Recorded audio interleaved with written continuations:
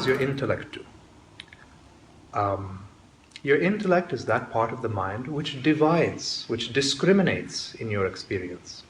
For example, because of my intellect, I know there's a difference between this body and the seat in which I'm sitting. I know that there's a difference between this body and this body and that body. So my intellect makes these discriminations. Right? Can we agree on that? Yeah. Okay. So besides that, there's another part of the mind which attaches the idea of I, me, or mine. And that is the part of the mind which we are calling egotism. So if you look at this body and you attach the idea of I, me, or mine to this body, then you will say, oh, this is my body. Or a thought happens, or fear or anger, and again you become identified with the thought, with the feeling of I, me, or mine. Then you'll think it is my thought, right? But just look at this. Can you not observe your own ego? Some people can, some people don't. But if you train yourself, you can learn to observe your ego, right? Yeah. So is that not evidence that you cannot be your ego? Something else is separate, observing the ego. So just examine what's there in your experience.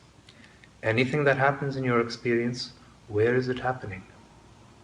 What's this one ingredient? If we took away this one thing, nothing exists for you, life doesn't exist, the universe does not exist, everything fades away into nothingness. What's that one thing? Life. Life, but what is life without the experience of life? Right?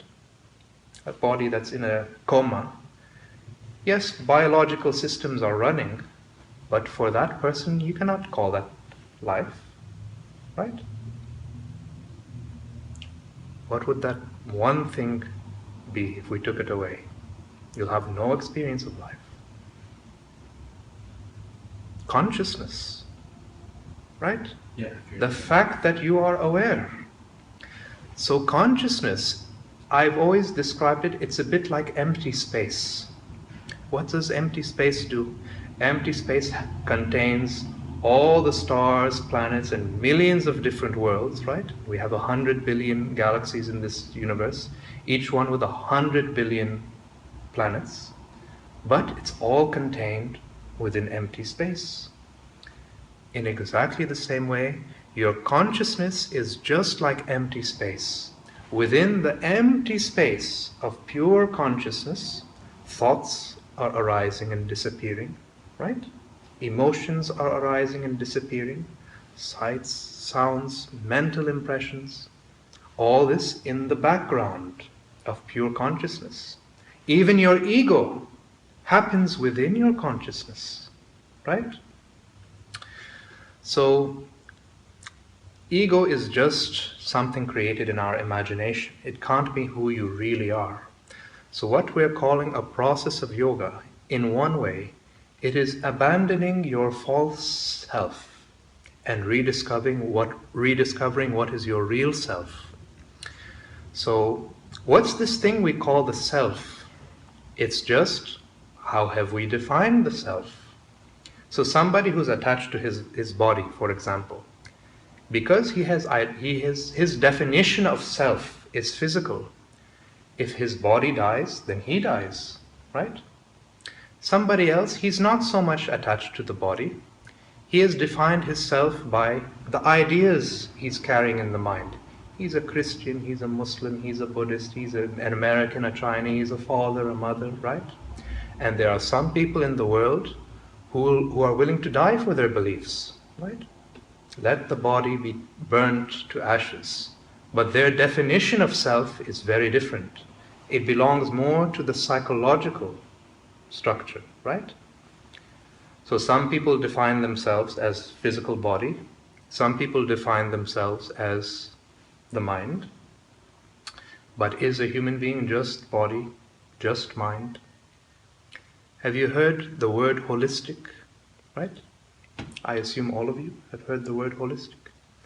What does holistic mean? It means that which is wholesome. So that means when you look at anything, you can no longer look at it fragmented, divided. When you look at an ant, you won't just see an ant. You look at a tree, you won't just see a tree. You look at a mountain, you won't just see a mountain. You look at a river, you don't just see a river. You recognize that it's the whole universe that's at work in the mountain, the ant, the river, and so on, right?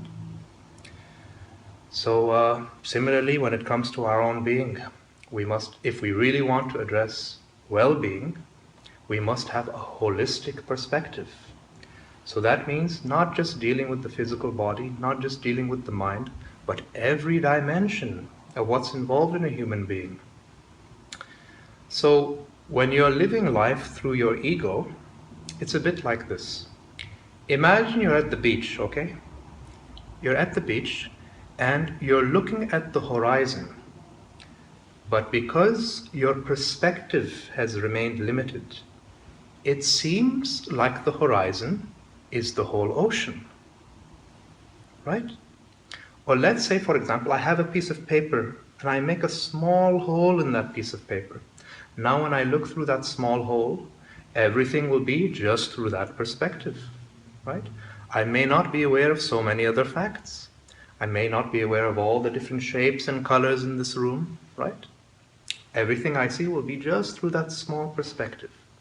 If I stretch the hole out a little bit larger, I have a broader perspective, a broader horizon. I stretch it out even a little bit more. Once again, a broader perspective, broader horizon. Once the whole thing is ripped apart, then what's left? Just empty space without boundaries, right? And has anything been added or has anything been subtracted? It was always there, this empty space, right? The only difference is our perspective was enlarged.